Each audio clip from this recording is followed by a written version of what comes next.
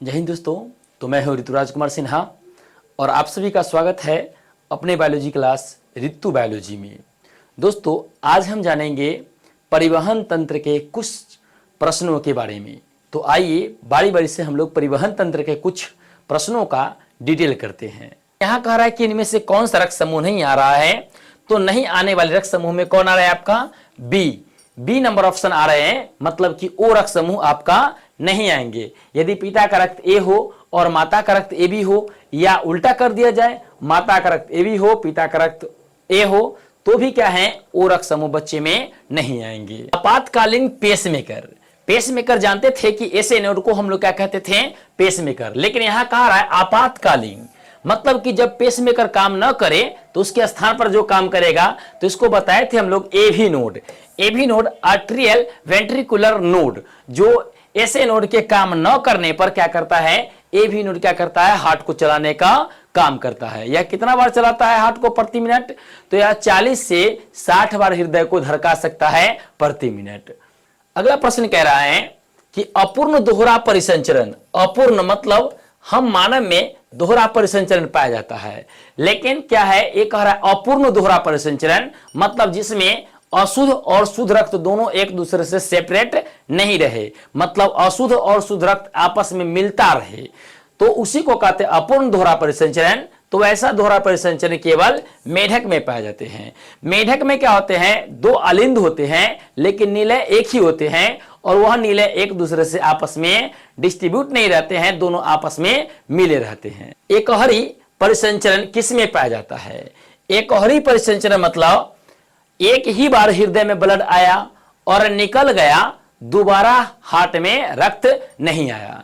तो ऐसा करने वाले प्राणी केवल मछली होते हैं। मछली में क्या होते हैं? अशुद्ध रक्त बॉडी से लाए जाते हैं हृदय में, और हृदय उस अशुद्ध रक्त को पंप कर देता है गिल्स में, और गिल्स क्या करता है? रक्त को शुद्ध करके पूरे शरीर में भेज देता है।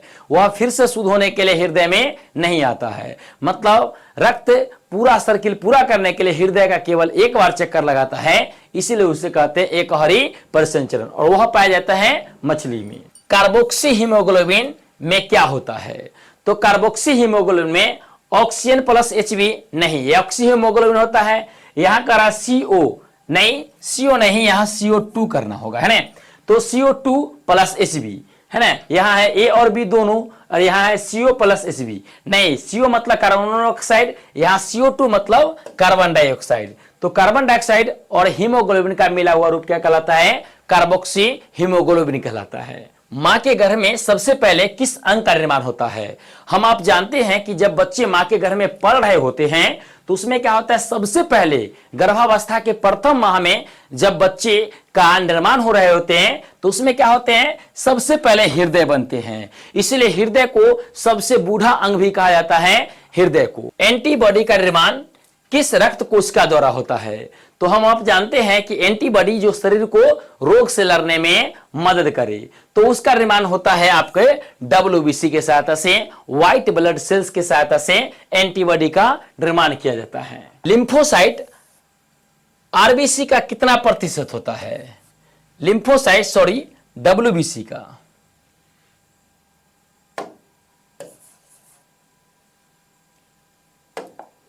कह रहा है लिम्फोसाइट WBC का कितना प्रतिशत होता है? WBC मतलब व्हाइट ब्लड सेल्स। तो हम आप जानते हैं कि लिम्फोसाइट का प्रतिशत होता है 20 से 25%। 20 से 25% क्या होते हैं? लिम्फोसाइट्स WBC में पाए जाते हैं। कि रक्त क्या है? तो हम आप जानते हैं रक्त हमारे पूरे शरीर में घूमते रहते हैं, मतलब एक अंग को दूसरे अंग से कनेक्ट करने का काम करता है, और जो एक अंग से दूसरे अंग को कनेक्ट करे उसे क्या कहते हैं? कनेक्टिव टिश्यू कहते हैं, मतलब संयोजी ऊतक कहते हैं। तो रक्त हमारा क्या है? संयोजी ऊतक। क्या हो जाएंगे? संयोजी ऊतक। वयस्क मानव में कितना रक्त होता है?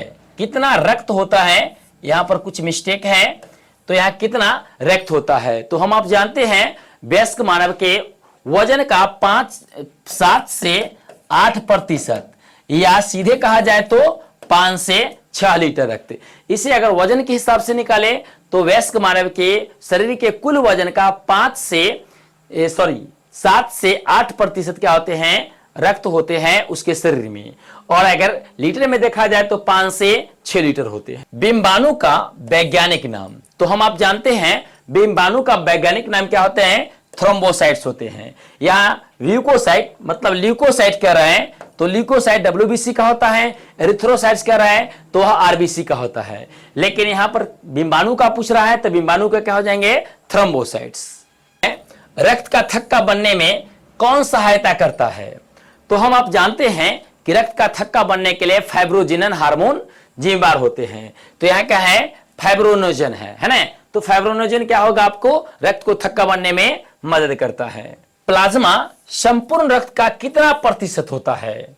तो हम आप जानते हैं कि प्लाज्मा संपूर्ण रक्त का 55 से 60% होता है। तो यहां पर हमारा 55 से 60% ऑप्शन नहीं है, 50 से 60% है। तो हमारा आंसर क्या हो जाएंगे?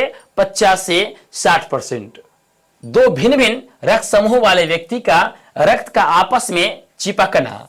जब देखिए किसी व्यक्ति का रक्त ए है और उसे बी वाले रक्त दे दीजिए तो उसका दोनों का रक्त क्या होता है? आपस में चिपक जाता है। उस प्रक्रिया को क्या कहते हैं? तो उसे कहते हैं हम लोग एग्लूटेशन। क्या कहते हैं? एग्लूटेशन कहते हैं। इस प्रक्रिया एग्लूटेशन क्या हुआ? आपस में रक्त का चिपक जाना। अगर ये प्रक्रिया होने लगेंगे तो व्यक्ति का क्या हो जाएगा? मौत हो जाता है। रक्त आपस में चिपक जाता है, चिपक करके आगे बढ़ नहीं पाता, एक जगह जमा हो जाता है और इंसान का मौत हो जाता है। RBC का रंग लाल किसके कारण होता है? तो हम आप जानते हैं कि RBC का रंग लाल किसके कारण होता है? हीमोग्लोबिन के कारण। कि RH फैक्टर का खोज सर्वप्रथम किस में हुआ था? तो हम आप जानते हैं कि RH फैक्टर का खोज सबसे पहले रिसस नामक बंदर में हुआ था। रिसस नामक बंदर में इसका क्या हुआ था? खोज हुआ था। इसका खोज किसने किया था? अगर पूछता है इसका खोज तो इसका खोज किसने किया था बाबू? इसका खोज किया था आपको कार्ल एंड स्टीनर एवं बीनर, दो वैज्ञानिक ने आपस में मिलकर क्या किया था? इसका खोज किया था। किसमें? रिसस नामक बंदर में। लाल रक्त कणिका का वैज्ञानिक नाम क्या है? तो कुछ देर पहले हम बताए हैं कि लाल रक्त कणिका का वैज्ञानिक नाम क्या है?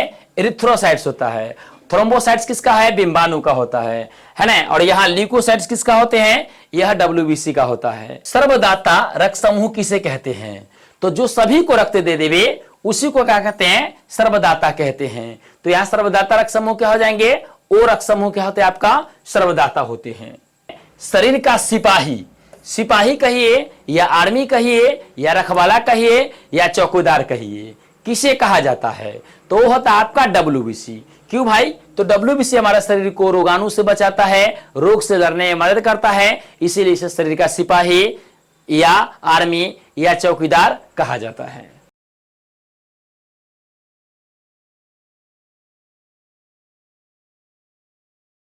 स्वस्थ मनुष्य के रक्त के प्रति घन मिलीमीटर में RBC की संख्या कितना होता है? तो प्रति घन मिलीमीटर में RBC की क्या कर रहा है? संख्या पूछ रहा है। तो प्रति घन मिलीमीटर में 50 से 55 लाख क्या होते हैं? RBC की संख्या होते हैं। तो आइए देखिए यहाँ पर 40 से 50 कह रहा है, 40 से 55 कह रहा है और 55 से 60 कह रहा है। तो हमारा सबसे नियरेस्ट क्या आ रहा है? 55 से 60 आ रहे हैं। तो आपका आंसर क्या हो जाएंगे? 55 से 60 लाख प्रति घन मिलीलीटर में होते हैं। प्लेटलेट्स का निर्माण किस कोशिका द्वारा होता है? मतलब प्लेटलेट्स किस कोशिका द्वारा बनते हैं? तो देखिए प्लेटलेट्स बनते हैं कि मेगाकैरियोसाइट्स से। किससे बनते हैं? मेगाकैरियोसाइट्स कोशिका से क्या होता है? आपका प्लेटलेट्स का निर्माण होते हैं। कहां बनते हैं? यह आपका अस्थिमज्जा में मेगाकैरियोसाइट्स से क्या होते हैं? बनते हैं। प्रोटीन रहित प्लाज्मा मतलब वह प्लाज्मा जिसमें प्रोटीन न हो, तो उसे क्या कहते हैं? तो बाबू वैसे प्रोटीन को हम लोग कहते हैं सीरम। क्या कहते हैं? सीरम। जिसमें प्रोटीन न हो जिस प्लाज्मा में, उसे क्या कहेंगे? सीरम कहते हैं। लाल रक्त कणिका का जीवन काल कितना होता है? तो हम आप जानते हैं कि लाल रक्त कणिका का जीवन काल पूछ रहा है तो उसका जीवन काल कितना होता है? 120 दिनों का होता है। WBC का पूछेगा तो 1 से 4 दिनों का होता है। और यहां पूछ रहा है किसका? RBC का। तो RBC का कितना होगा? 120 दिन। मानव हृदय बना होता है, मतलब मानव का हृदय किस ऊतक से बना होता है? तो पहला दे रहा है हृदय पेशी ऊतक, ये भी सही है, हृदय पेशी से बना होता है। आगे दे रहा है कॉर्डिक ऊतक, ये भी सही है, इसी को अंग्रेजी में कॉर्डिक ऊतक कहते हैं। और अगला दे रहा है सी, मतलब दोनों, दोनों दे रहा है, मतलब ए और बी दोनों। तो इसका आंसर हो जाएगा सी, मतलब हृदय पेशी भी कहिए या कार्डिक भी कहिए, दोनों बात एक ही है। तो इसका आंसर क्या हो जाएंगे? सी, मतलब हृदय पेशी और कार्डिक दोनों। स्वस्थ मनुष्य के प्रति 100 ml, स्वस्थ मनुष्य के कह रहा है प्रति 100 ml रक्त में कितना प्रतिशत हीमोग्लोबिन होता है? तो स्वस्थ मानव के प्रति 100 ml में होते हैं आपके 12 से 15 ग्राम। कितने होते हैं? 12 से 15 ग्राम हीमोग्लोबिन होते हैं। 1% कभी कभी 1 ग्राम बढ़ जाते हैं, मतलब 16 ग्राम भी कहीं के देते हैं, लेकिन इसका एक्यूरेट मान होता है 12 से 15 ग्राम। अगर आपको यह वीडियो अच्छा लगा हो तो लाइक करें, सब्सक्राइब करें और अपने दोस्तों में शेयर करें, ताकि वह भी इस वीडियो को अधिक से अधिक लाभ ले सके और आगे के आने वाले वीडियो का लाभ उठा सके। तब तक के लिए जय हिंद,